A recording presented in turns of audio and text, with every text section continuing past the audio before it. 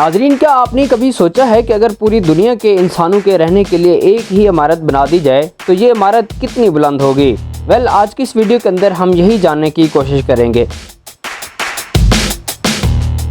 एहराम मिस्र से लेकर बुर्ज खलीफा तक इंसान हमेशा से ही बड़ी से बड़ी इमारतें बनाता रहा है। बेशक बुर्ज खलीफा आज के दौर की सबसे बड़ी इमारत शुमार की जाती है, मगर क्या आप जानते हैं कि बुर्ज खलीफा के बनने से पहले इससे भी कई बड़ी इमारतें बनाने के कई मंसूबे पेश किए गए, मगर बदकिस्मती से वो सब कागजों तक ही महदूद रहे।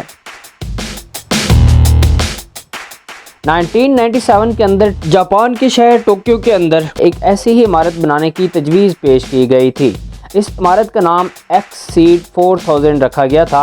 इसकी बुलंदी 4000 मीटर थी और इसमें 800 फ्लोर थे। इसके अंदर 1 मिलियन यानी 10 लाख लोगों के रहने की जगह थी, जिसमें उस वक्त मौजूद टोक्यो की टोटल आबादी में से हर 14 में से एक बंदे के रहने की कैपेसिटी थी। यकीनी तौर पर यह एक बहुत बड़ा प्रोजेक्ट था, मगर इसी टोक्यो शहर के अंदर एक और प्रोजेक्ट पर भी काम हो रहा था और ये प्रोजेक्ट था टोक्यो टावर ऑफ बेबल।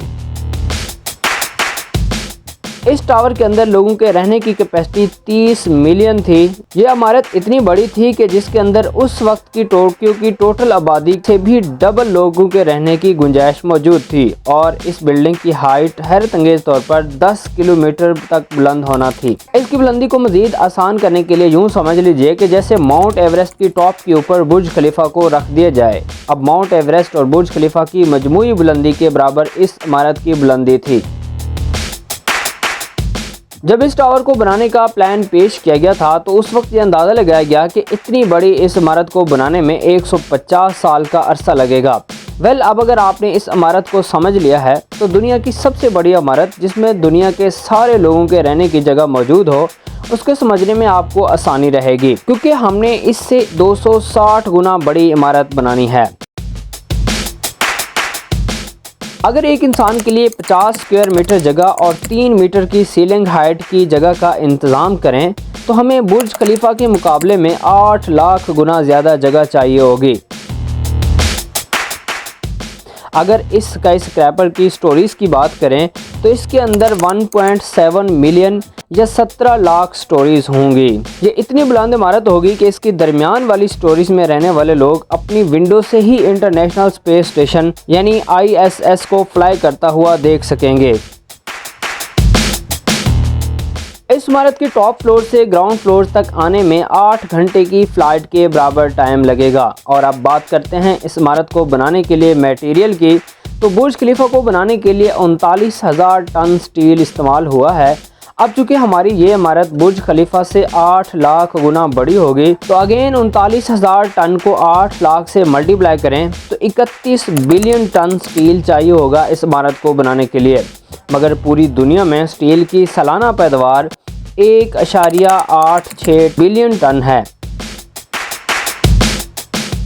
फ़र्ज़ करें हमने इतने स्टील और दूसरे मटेरियल का इंतज़ाम कर लिया तो इसकी टोटल कास्ट आपको यकीनन हैरान कर देगी। जी हाँ, अगर हम बात करें इस इमारत की टोटल कास्ट की तो ये 3.3 क्वाड्रिलियन $US बनती है, जो कि पूरी दुनिया में मौजूद दौलत से 12 गुना ज़्यादा है। अब अगर बात करें टाइम की कि इस इमारत को बनाने में कितना टाइम लगेगा, इस काम के लिए अगेन हम बुर्ज खलीफा की एग्जांपल्स को ही देखते हैं। क्योंकि बुर्ज खलीफा को बनने में 6 साल लगे थे, चुनांचे अगर इस इमारत को उसी रफ्तार के साथ ही तामीर करते हैं तो हमें 40,08,000 साल लग जाएंगे।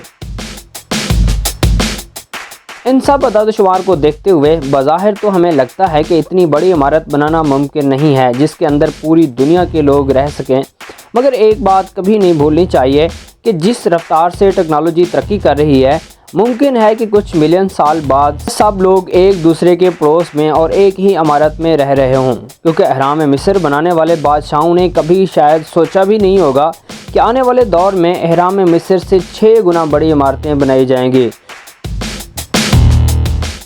इसी तरह आज से 2000 साल पहले के लोगों ने चांद पर कदम रखने का कभी तसव्वुर भी नहीं किया होगा, मगर हम सब जानते हैं कि आज ये पॉसिबल हो चुका है। नाज़रीन, आज की वीडियो के अंदर बस इतना ही। अगर वीडियो इन्फॉर्मेटिव लगा हो तो कमेंट सेक्शन के अंदर ज़रूर बताइएगा। हम आपसे मिलते हैं एक और शानदार वीडियो में, तब तक के लिए अल्लाह हाफ़िज़।